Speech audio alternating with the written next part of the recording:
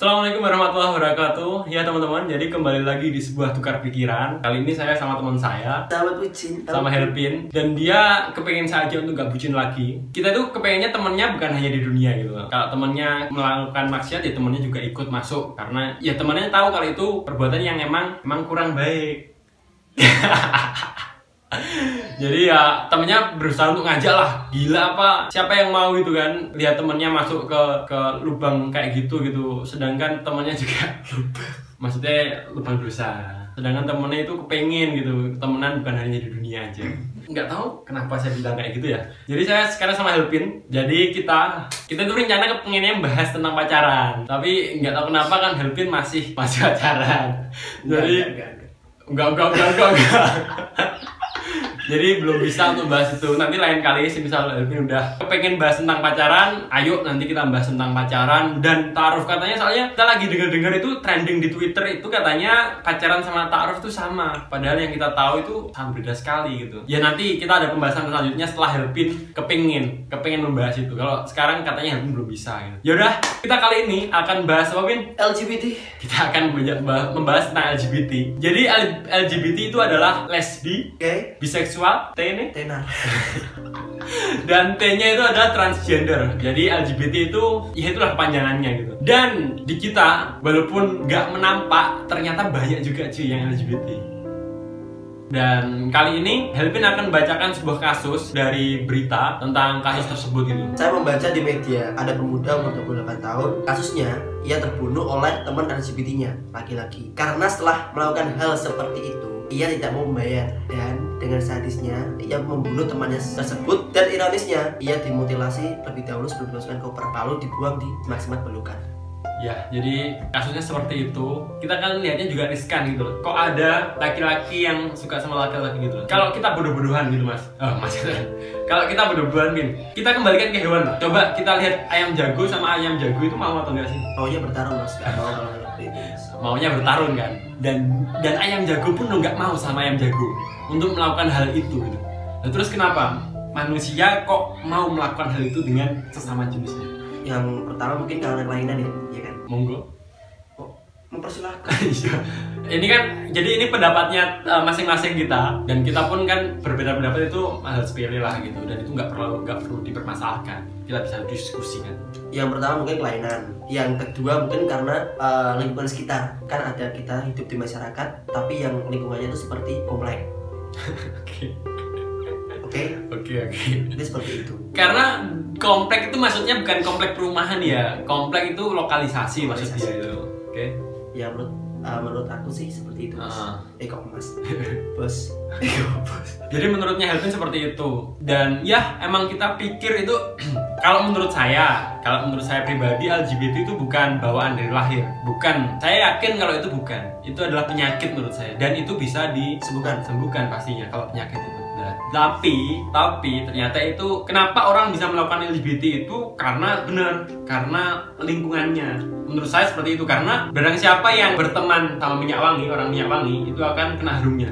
Dan siapa yang berteman dengan pemada besi pasti akan kena besi. Ya enggak dong. Oh enggak. Kena itu nih baunya besi. Oh baunya besi. Barang siapa yang berteman dengan penjual soto akan lucu. Jadi emang seperti itu menurut saya ya. Jadi faktor lingkungan itu sangat besar cuy untuk mempengaruhinya sangat besar. Jadi ya kalau bisa ya berteman dengan orang-orang yang soleh coy. Ya kan itu juga sudah dikatakan kan kalau kita berteman itu pilihlah teman-teman yang soleh yang bisa mengarahkan bukan hanya berteman di dunia aja, tapi berteman di akhirat juga. Kayak gitu. Hal ini tuh ya nggak LGBT itu nggak hanya terjadi saat ini aja. Di zaman Nabi pun udah pernah. Di zaman Nabi Lut. Zaman Nabi Lut tuh kaumnya itu juga banyak LGBT. Maka dari itu diajarlah sama Allah. Kita ini yang sadar dan normal, kita juga takut cuy kena azabnya kan. Walaupun kita nggak melakukan gitu kan. Karena bisa membawa virus juga mas, penyakit juga. Iya, secara ilmiahnya seperti itu kan. Jadi di sisi agama itu ada, di sisi kesehatan itu ada dan negara harusnya juga ada di hukumnya gitu. Ya kodrat kodratnya manusia itu gimana lah. Gak ada. Allah itu menciptakan laki-laki sama perempuan, gak ada yang setengah laki-laki setengah perempuan, itu gak ada gitu. Jadi hanya seperti itulah. Ternyata itu sebuah kasus yang sekarang ada di masyarakat dan ada di era sekarang ini. Ternyata dulu itu banyak juga yang sudah dialami cuy. Jadi emang kita itu diharuskan untuk belajar tentang sejarah. Anak muda-muda ini jangan dilupakan tentang sejarahnya gitu. Gimana sih sejarah Nusantara ini terbentuk? Gimana sih sejarah Islam awal itu terbentuk? Dan itu pun kita patut belajar cuy gitu. Karena saya dapat ilmu dari guru saya itu, kita itu walaupun umurnya masih 21-an, tapi kita bisa umurnya itu sampai 100 tahun, sampai 200 tahun, sampai 1 abad.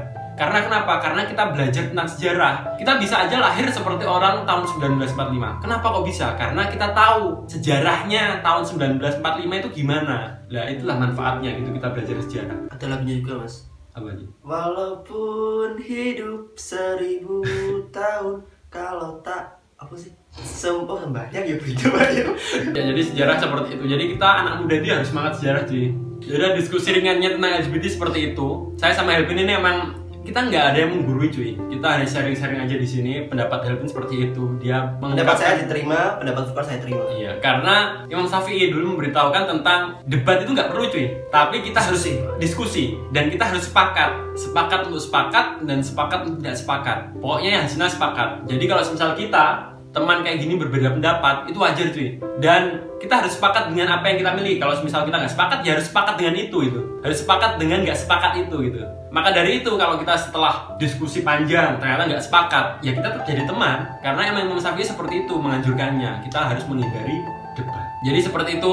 Ada sharing tukar pikiran lagi Mas, menurut Mas Helpin? Semoga kedepannya kasus LGBT di Indonesia semakin berkurang dan juga masyarakatnya lebih sadar kalau hal tersebut adalah tindakan yang salah dan hukum di Indonesia semakin adil.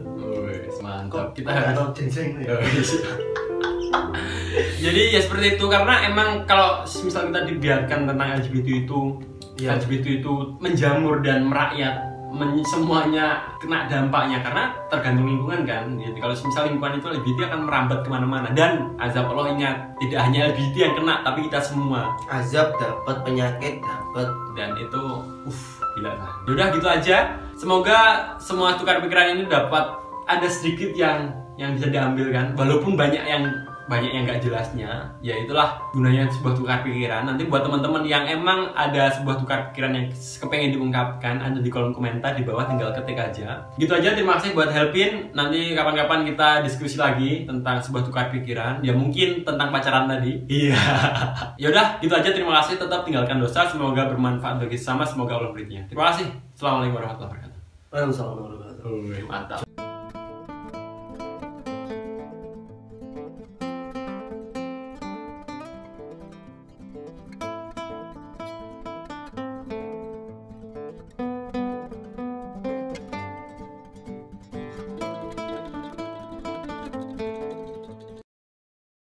Aldo.